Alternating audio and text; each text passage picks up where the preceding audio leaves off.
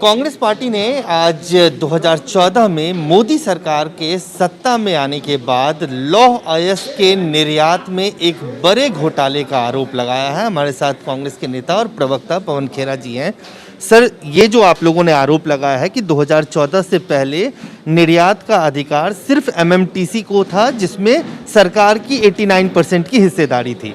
मोदी सरकार ने सत्ता में आते ही इस नियम को डाइल्यूट किया और कई सारी निजी कंपनियों ने, जैसा कि आपने आरोप लगाया है, लाखों करोड़ का जो नुकसान किया है। क्या कहेंगे, क्या है पूरा? पहले तो इन्होंने जो शर्त थी निर्यात की, उसमें ये शर्त थी कि 64% जिसमें संकेंद्रण होता है लोहे का, वो ही निर्यात किया जाए, और वो सिर्फ एमएमटीसी करती थी।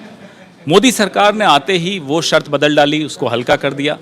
एमएमटीसी के अलावा Kudremukh iron ore company limited को भी अनुमति दी, और साथ में एक और अमेंडमेंट की, संशोधन किया कि जो छर्रों के माध्यम से लौह अयस्क निर्यात होगा उस पर 30% जो शुल्क होगा वो नहीं देय होगा। निर्यात शुल्क तो निर्यात शुल्क भी उन्होंने, लौह अयस्क पे तो 30% है अभी भी, लेकिन छर्रों के माध्यम से वही लौह अयस्क अगर आप बेच देते हैं तो कोई निर्यात शुल्क नहीं होता। तो इस बात का लाभ उठाते हुए कई निजी कंपनियों ने छर्रों के माध्यम से 40,000 करोड़ रुपए का आयरन ओर निर्यात किया, और इस पर अगर पेनाल्टी भी काउंट करेंगे तो 2 लाख करोड़ की पेनाल्टी अब लगती है। पवन जी, मतलब पहले तो जो नियम में बदलाव हुआ उसमें एमएमटीसी के अलावा कुद्रेमुख कंपनी सिर्फ कर सकती थी, बाकी की निजी कंपनियों ने नियम का उल्लंघन करते हुए बिना राइट के इसका निर्यात, उन्हें कोई अनुमति नहीं थी, क्योंकि 10 सितंबर इस साल कानून मंत्रालय ने भी ये चिट्ठी जारी की, मैंने आपको वो दी है, जिसमें ये स्पष्ट कर दिया गया कि सिर्फ वो अनुमति कुद्रेमुख के लिए थी, निजी कंपनियों के लिए नहीं थी।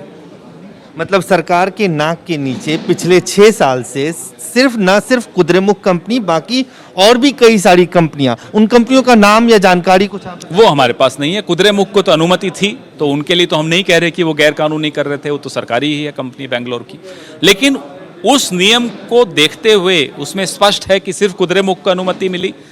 निजी कंपनियों ने 6 साल तक कैसे पैलेट्स या छर्रों का निर्यात किया, हम ये जानना चाहते हैं कौन सी वो कंपनी है, क्या उनके खिलाफ 6 साल में कोई नोटिस किसी को गया हो, कोई कार्रवाई हुई हो, और किसने ये होने दिया।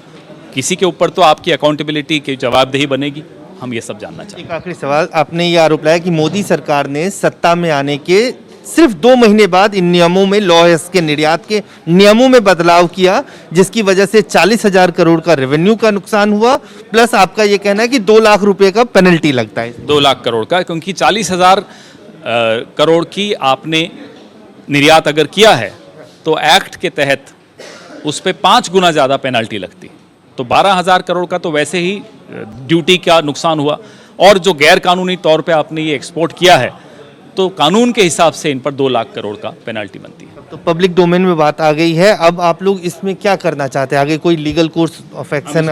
तमाम सलाह ले रहे हैं, कैसे आगे बढ़ा जाए, बिल्कुल इस पर सलाह ली जा रही है। तो साफ तौर से आज कांग्रेस पार्टी ने एक बड़ा आरोप लगाया है कि 2014 में सत्ता में आने के बाद मोदी सरकार ने लौह अयस्क के निर्यात के नियमों में बदलाव किया, जिसकी वजह से न सिर्फ कुद्रेमुख कंपनी, बाकी और कई सारी कंपनियों ने निर्यात किया जिनको अनुमति नहीं थी। 40,000 करोड़ का निर्यात किया।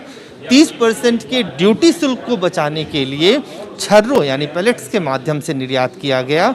अब कांग्रेस पार्टी का ये कहना है, एक तो इन कंपनियों पे 2 लाख करोड़ का जुर्माना सीधे तौर पे बनता है, और मोदी सरकार ये बताए कि वो कौन सी निजी कंपनियां हैं जो बिना अनुमति के लौह अयस्क का निर्यात पिछले 6 सालों से करती रही है।